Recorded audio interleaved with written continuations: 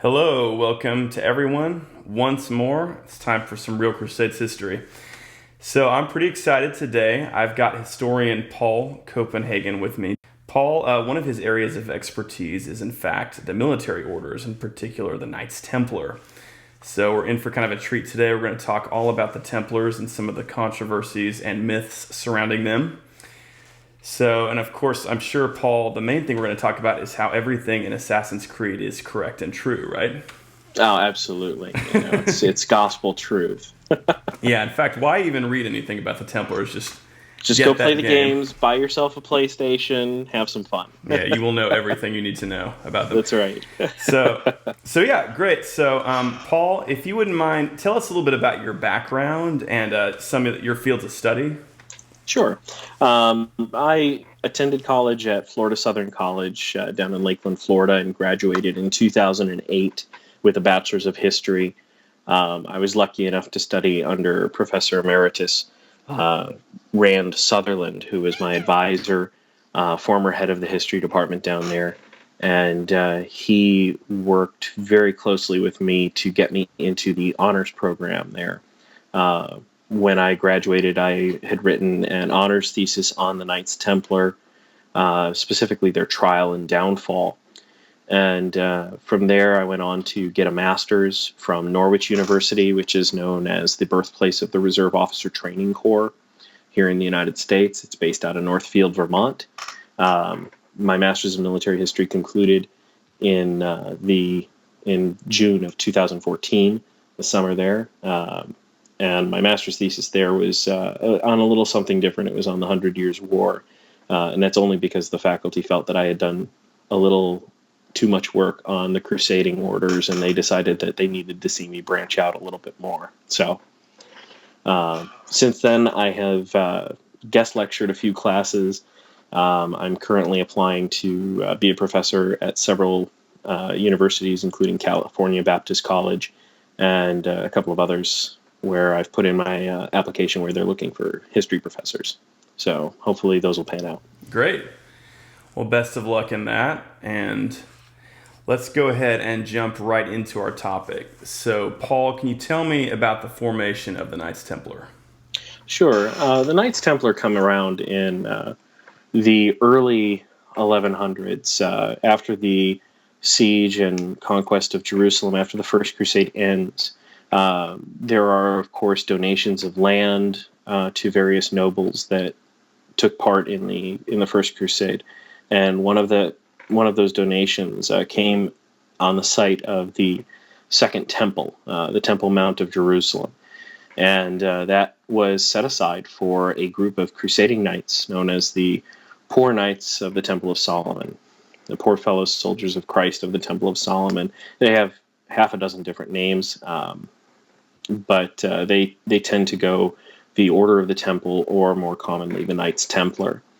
The Knights Templar, along with some of their sister orders like the Knights Hospitaller, the Knights of the Sword of Livonia, the Knights of Santiago, they're sort of a unique blend between the secular and the religious. The lines very much blur.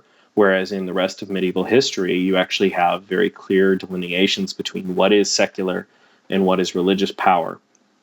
Here you have the rules and the order of the Knights Templar written by Saint Bernard of Clairvaux, who is a Catholic monk.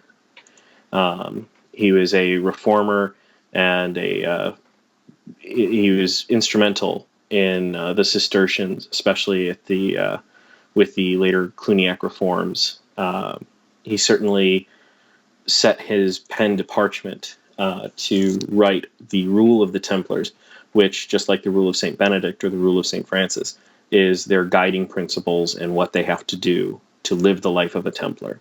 So the Templars are monastics, and that is rather unique because, as I mentioned before, it's that merging between the secular and the ecclesiastical, because the knights answered directly to the Pope, whereas the average knight was a landed noble with family, titles, and they typically held a good amount of possessions from their liege lord, the king. The average knight was part politician, part soldier, part military commander, and part governor. The average Knight Templar was a warrior, first and foremost. Their allegiance was to the church, not to any particular king. They forswear their allegiance to their former homelands and take an oath of allegiance directly to the Pope. So this put real military temporal power into the hands of the church as early as 1119. Okay. So can you talk to us about Jerusalem under Templar occupation? Did the Templars defend religious freedom? They did. In fact, Francesco Gabrielli writes a great book. It's called Arab Historians of the Crusades. And anybody who's looking into the Crusades, I recommend highly that this is one of your top 10 books that you should read. It provides a very nice perspective from the opposite side of the Crusades that we don't typically see, which is Muslim sources, specifically the Muslim Arabic sources. And there's one particular source in there where there's a young Templar who comes across a Muslim praying in a little room set aside by the Knights Templar on the Temple Mount. And one of the things that we should remember is when Muslims pray, they are supposed to face towards Mecca. Well, in European tradition and even in American tradition, for the most part, this is praying facing east. So that is how typically most people would see a Muslim is they find east, they orient themselves that way, and then they pray towards Mecca 5 times a day, or that's what they're supposed to be doing. However, when you're in Jerusalem, Mecca is actually more south than east. And while the Knights Templar certainly would have been familiar with the Muslim practice, especially in their journeys through Italy to Venice, where Islam was still quite prevalent. There were certainly plenty of Muslims in Italy and in Spain at this time. They would have seen Muslims facing east, and this particular young knight comes across this Muslim man praying towards the south. And he actually tries to stop him to correct him so that he can say his prayers correctly. We might think that this is kind of odd, but not only were the Knights allowing Muslims to be pilgrims to the city of Jerusalem, and not only were they setting aside their own quarters or parts of their own quarters for Muslims to worship, but this particular young knight felt obliged to help this poor, misguided Muslim, in his opinion, face east.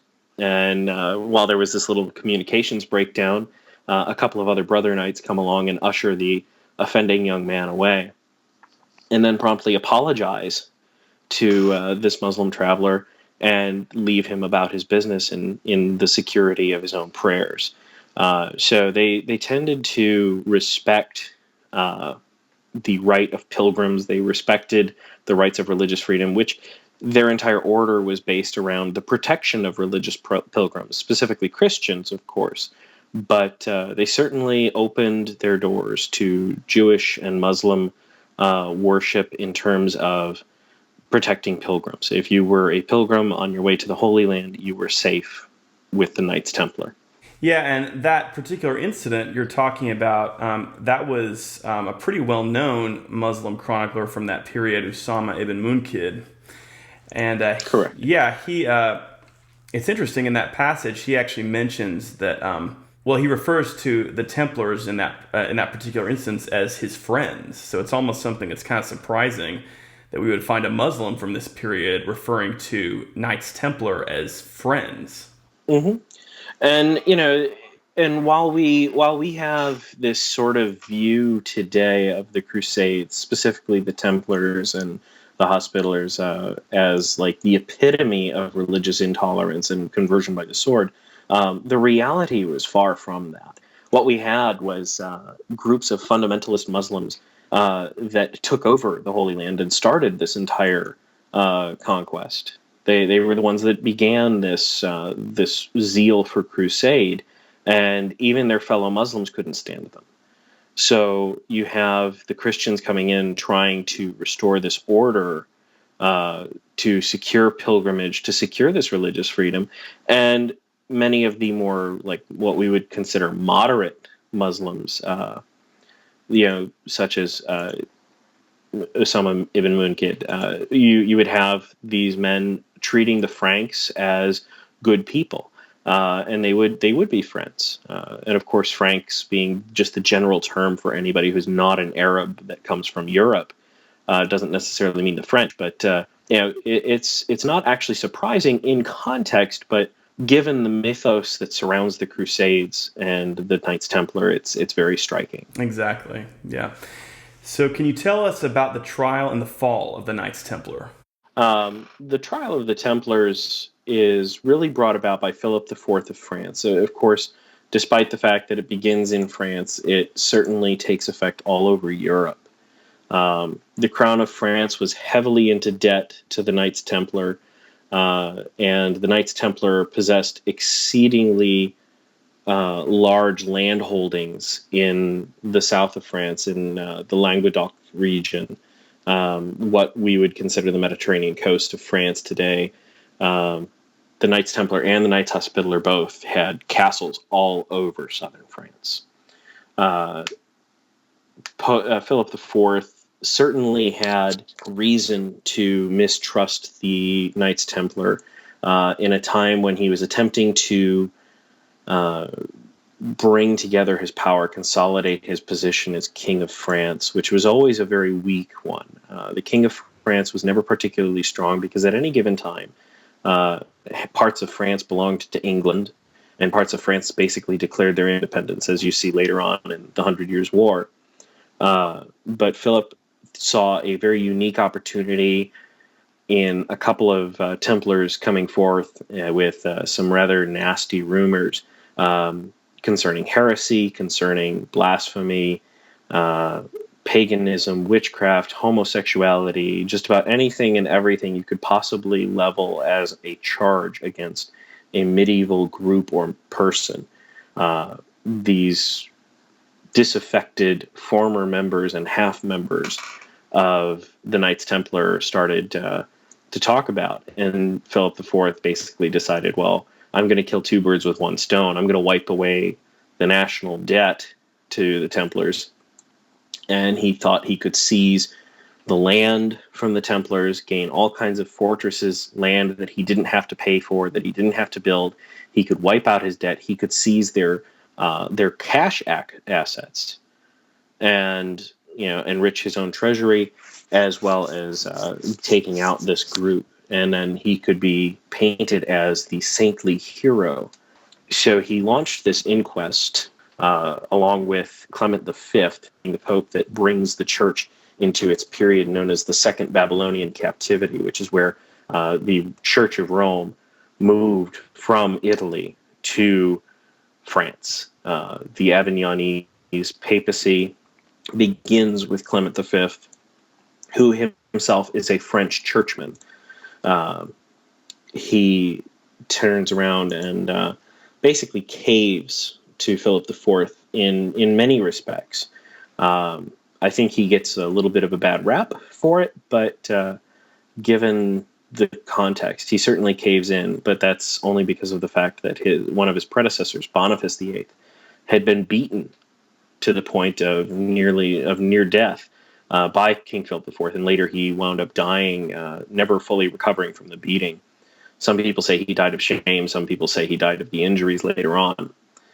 But Philip IV was actually under an excommunication for beating a pope. And it was Clement V who lifted that excommunication, certainly. But when the trial came about, there was a lot of difference in terms of the way we would consider a trial today. For example, today we dispute confessions under torture, but confessions under torture back then were perfectly normal. So the two leading commanders of the Knights Templar, Jacques de Molay, and one of the prefects of Normandy, Geoffrey de Charnay, they were both tortured very, very severely. And Jacques, at the time between 1307 and 1314, he was in his 60s. He was pushing what we would consider old age now, and back in the day would have been considered certainly venerable at the very least. Several of the Knights Templar got together and tried to bring defense for the order against the charges by offering testimony in favor of the Knights Templar and refuting many of the charges. This group of Templars just disappears, and Philip IV is obviously implicated in this. Philip IV has his canon lawyers from the University of Paris coming together and forming a prosecution, and it is only actually through the intercession of Clement V that Philip basically doesn't get his way. By putting it into an ecclesiastical trial, there's certain lights that are shined on this whole event. For example, under a papal bull that he issues, Pastoralis Preeminentiae, and excuse my Latin pronunciation, it's terrible, I know. But Clement basically asserts his authority as the leader of the Knights Templar, being that they answer directly to the Pope, and instructs all of the Christian monarchs to arrest the Templars, seize their assets, and begins the trial under the authority of the Pope. And at that point, even Geoffrey de Charnay and Jacques de Molay and many of these other Templars who had confessed to various crimes under torture, they suddenly repudiate their confessions. It begins a lengthy 7-year trial. It's a chess game, a political chess game between Philip and Clement. Clement does his best to play a game of mitigating the damage that Philip can do. At the end of the day, Philip can bring his armies to bear. Philip can send his knights down and beat the living tar out of Clement V. At the end of the day, a new anti-pope can be declared, and the church certainly doesn't want that. Clement V had designs on calling a new crusade, because at this point in time, 1291, that's the fall of Acre, seeing the end of Christian dominance in the Holy Land. And Clement V had this idea that he could bring together the Christian kings of Europe and launch a new crusade and bring the Holy Land back to the church. And this was just throwing a huge monkey wrench into his plans. It's unique to notice that in all of the countries, from England to Spain to Portugal to France to Italy to the various princedoms and dukedoms of Germany, what is modern Germany, the Knights Templar are found innocent in all of them except France. France is the only place where this whole thing starts where they are found guilty.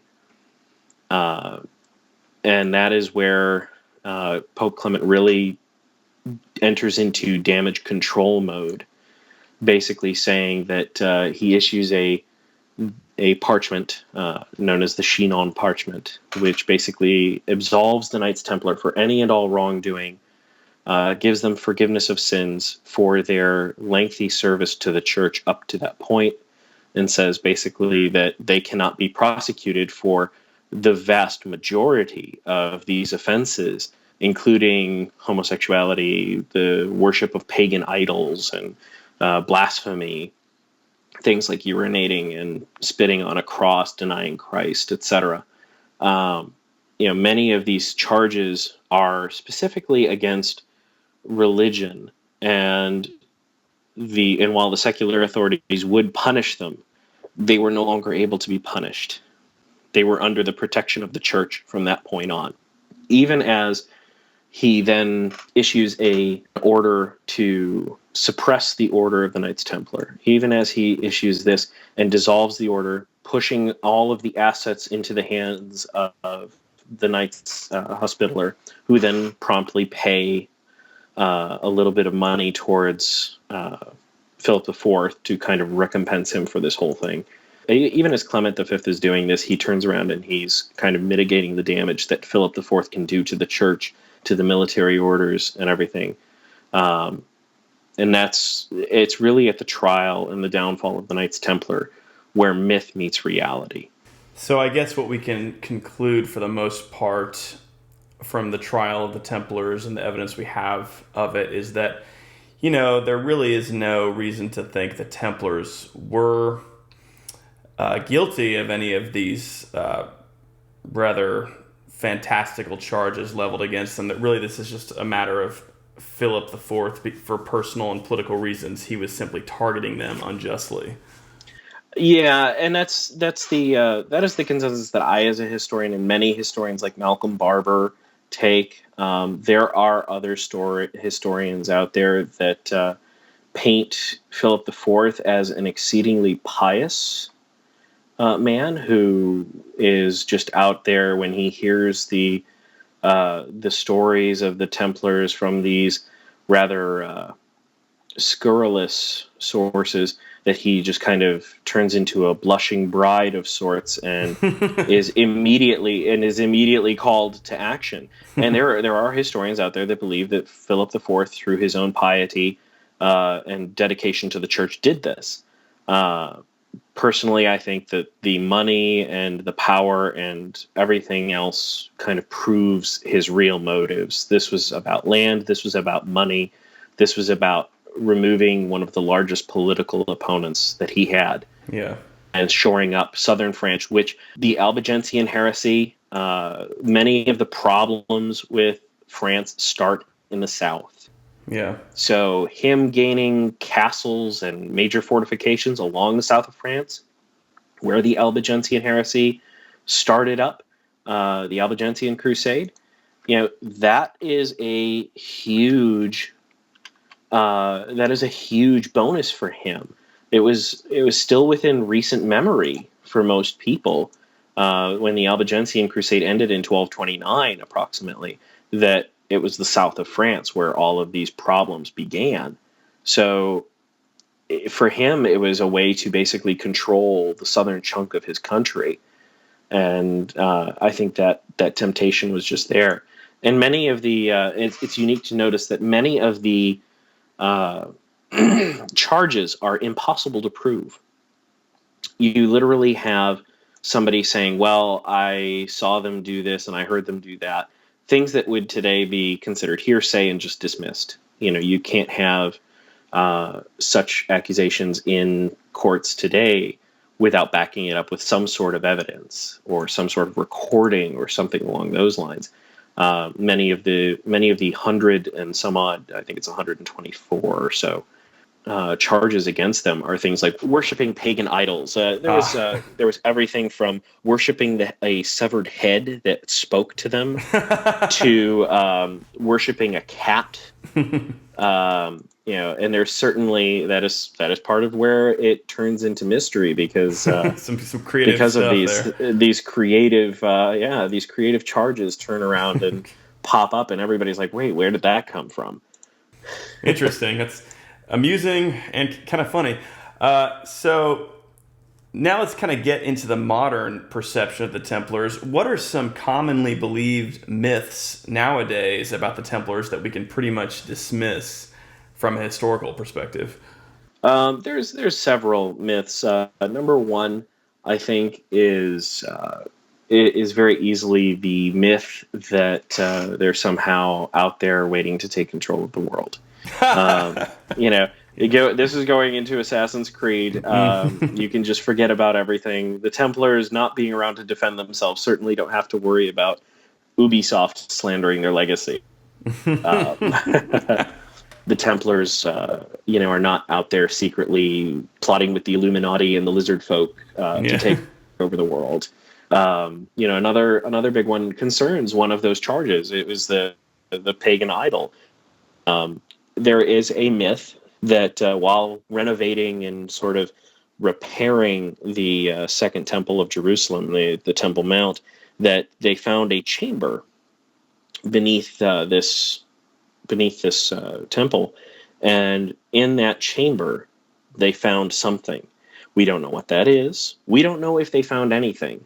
They may have just found a little bit of gold. They may have found some silks or something that used to belong to the Second Temple? No one knows. No one knows. I very seriously doubt that the Romans left anything there back after 7 AD or 70 AD. They tend not to sack in an incomplete fashion. If there's gold, if there's silk, the Romans tend to take it. Exactly. So I don't think there was anything left there, but there is some concern that maybe they had the head of John the Baptist, maybe they had the Holy Grail, and you get sort of legends like this popping up all over the place.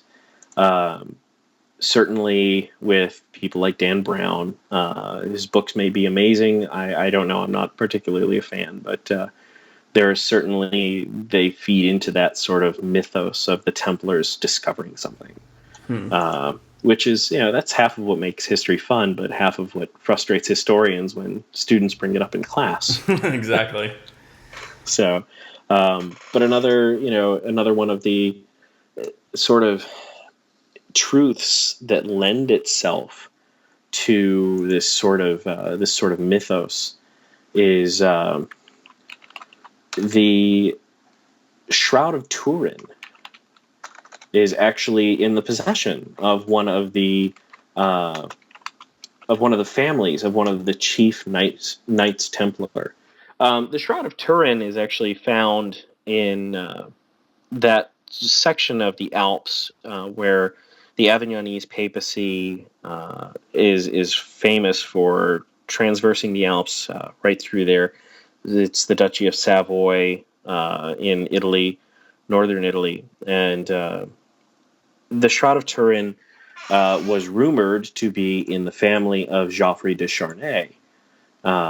So there's this sort of idea that the Shroud of Turin lends, because it is a physical artifact that we have that is considered miraculous by the Catholic Church. We have this Shroud of Turin that is a physical relic, and it was potentially in the possession of the Knights Templar. So if the Knights Templar had something like the Shroud, what else might they have? Could they have found the head of John the Baptist, or the Holy Grail, or the Ark of the Covenant, or whatever beneath the Second Temple of Jerusalem when they're doing their renovations? And that's it's that kernel of truth that lends a little believability to the lie. So even if a historian will tell somebody, well, no, that's not true at all, this X, Y, and Z happened, you'll have people saying, well, you're just trying to cover up the truth, and they just ignore it. So, these myths persist despite overwhelming historical evidence, because it's just easier sometimes to believe the lie because it's more exciting sometimes. And it's true. It's certainly true. One of the things that this leads into is what happens to the Templar treasure, and what happened to all the Templars themselves after the suppression. And many of them certainly are absorbed into the Knights Hospitaller. They welcome their brother knights with open arms. The Knights Hospitaller and the Knights Templar certainly had a lot in common, or enough in common, that many of the Knights Templar would have found themselves, at home there. The Knights in Spain actually just changed their name, which that was all that was really actually required of them. It was just that they don't identify as the Knights Templar. So they just change their name. They just adopt new ideas, new rules, and they suddenly become a new military order that pops up in Spain to help with the Reconquista in 1314. So it leads into the death of Jacques de Molay. Jacques de Molay, broken and shattered by the torture, and certainly psychologically troubled by the vast pain that he had undergone in his infirm years. He does not recant his heresy after he is tortured again and forced to confess. And this time he just doesn't know what he's doing, and he doesn't recant. And being that he doesn't recant, he has to face the flame. While being burned at the stake, he is apocryphally told to shout that those who persecute him will meet him before the judgment of God. And in 1314, that is when, shortly thereafter, Philip IV dies, Clement V dies, and all of the people that were involved in the trial of the Templars, these people that were the beginning and end of the trial, they're gone. Wow. And that becomes kind of this mystery. Personally, I don't particularly believe in this sort of apocryphal tale. We don't have any sources for it. We don't have any ideas as to where this was coming from. We don't have any idea who actually discovered or heard Jacques de Molay utter these words about meeting him in heaven. But it just seems the timing is just so amazingly close. Well, that brings us to the end of our discussion here today. Paul, I certainly want to thank you for being with us and sharing your expertise on the Knights Templar. Absolutely. I'm very honored to be here. I'm very proud to be here, and I love the work that you guys are doing. I think that a great topic maybe for next time, if we could have you on again, would be to talk about the Knights Hospitaller. How does that sound? The Knights of St. John would be a great topic. I look forward to it. Great. Well, thanks again, Paul. And I'd like to thank everybody who was with us today listening to Real Crusades History. Do please check out realcrusadeshistory.com, and we'll see you next time.